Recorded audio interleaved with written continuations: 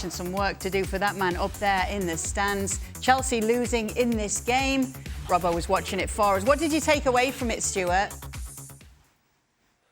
It was a strange game because at the start Chelsea were dominant, or quite dominant, without creating too many chances. Most of their threat came from set plays. They had about 3 corners on the trot where they hit the crossbar and sometimes straight from the corner. The goalkeeper, Bert Leno, didn't play particularly well in that early period of the game. And then, as Chelsea have done on many occasions, they went to sleep and Cucurella got sent off, after not too long, and that changed the whole game. And if Fulham had really gone for the jugular, I think they could have beaten Chelsea quite easily. But then they backed off and they allowed Chelsea to get back into the game, and Cole Palmer had more touches of the ball. Neto started to get involved more in the game. They made a change. Fernandes came off and the captain came on. James came on into midfield, and it gave them a little lift. And they got their equaliser. But from that moment on, they then went back into their shells, and Fulham started to play again. They got crosses into the box. They got more balls into the danger area. They got the ball forward quicker. And in the end, probably just about deserved their win. And Harry Wilson at the moment is a player that is on top form. Scored a very good goal. But from Chelsea's point of view, yes, they showed some fight in the second half. But they looked a bit fragmented at times. There was too much space sometimes for Harry Wilson to come short and Smith Rowe to come short. So there was a big space between the defenders and the midfield players. I think he's got a lot of work to do at the moment, Liam Rosenior. Yeah, absolutely. What do you actually make of this Chelsea team as he finds it right now, Robbo? One that I think is struggling to find its identity, struggling to find exactly what they're trying to do.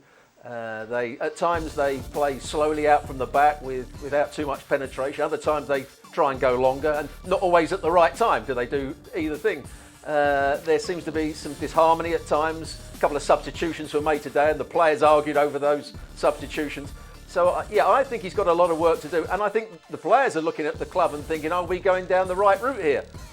So Liam Rosenior has got to get results very, very quickly, I feel, just to get everybody on board, to get the crowd on board, to get the players on board, and maybe even to get the people who made the appointment on board as well. Yeah, to Robbo's point, it's not going to be easy for him, is it? No, it's not. And we've spoken about the job that Maresca did certainly in trying to get some kind of control around Chelsea's dressing room and the numbers that they have in there. I certainly have been fairly critical of some of these signings. I will say I thought Liam Delap was as good as I've seen him in the blue of Chelsea today. So at least there's that as far as a positive goes.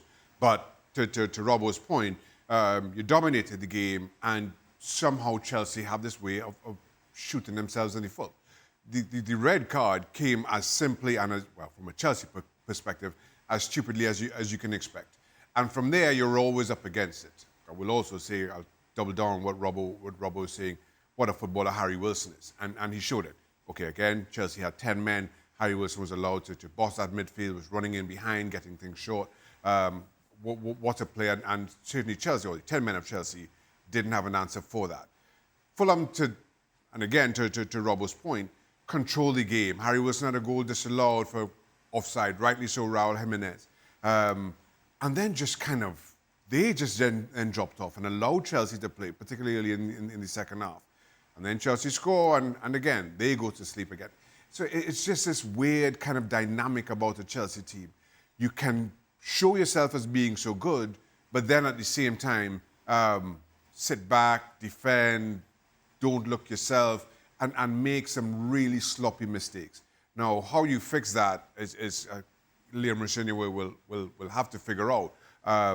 That's a big ask in getting this team who are as inconsistent even during the course of a 90 minutes, as you will see. So they lack consistency and continuity.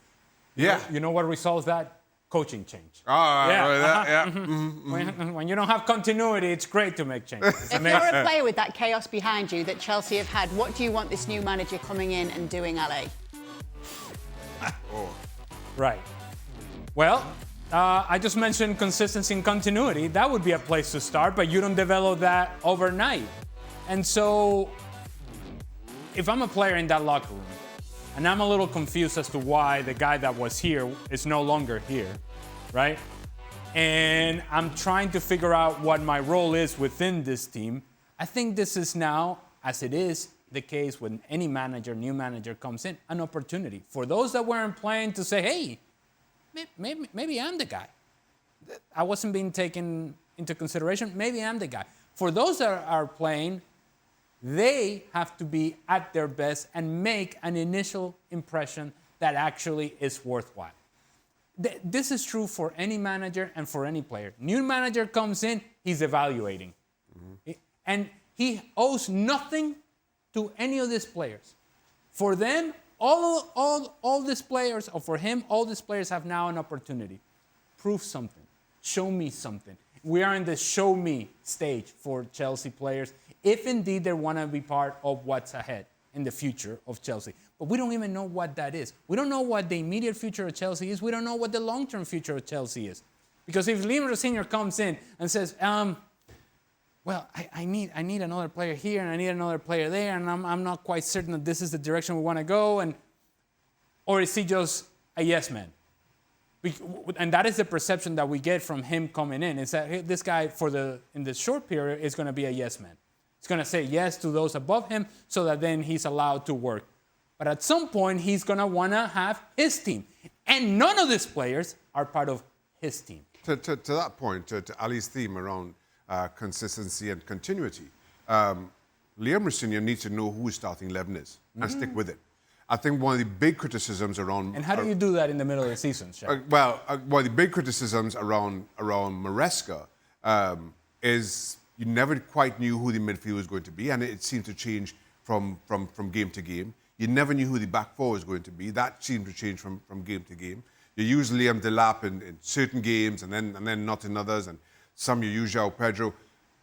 Figure out who's your 11 and figure out which 11 best suits your style of football that you're going to be playing at Chelsea, and stick with it. Never mind this rotation for rotation's sake, because you might have games coming up in midweek or whatever it may be. Figure out who your starting 11 is, figure out who your preferred options off the bench are, and stick with that. Be consistent with that. Now that we have got you, Stewart, were you surprised with how it ended with Maresca? Well, once he criticised the board and said that he had that terrible 48 hours and said all those things, he was always going to be on his bike. But just going back to the point you were making there about consistency, now one of his complaints and the reason that he didn't like the situation at Chelsea anymore is because he was being told, so he says, or so it's being intimated, by the medical team and the sports science team that you have to rotate the team. You have to play this player and you have to play that player. You can only play this player so long. So how do you get consistency if you're the manager? When you want to maybe say, I want to stick with the same 11 and they're in charge, because that's what they did when they took him on, apparently. They told him, we're going to be in charge of when the minutes that players play and all this sort of stuff. And it'll be the same under Liam Rosenior because the medical side is still there. There's the same people running the club, the same people in positions that are telling the manager what to do. So it looks as though the board are going to be managing the manager rather than the other way around. So it's going to be very, very difficult for Liam Rosenior to get any sort of consistency and pick the same team week in, week out. And there'll no doubt be more talk about this on the latest edition of the Gab and Jules podcast that will be dropping tomorrow. Make sure to check it out wherever you do get your podcasts.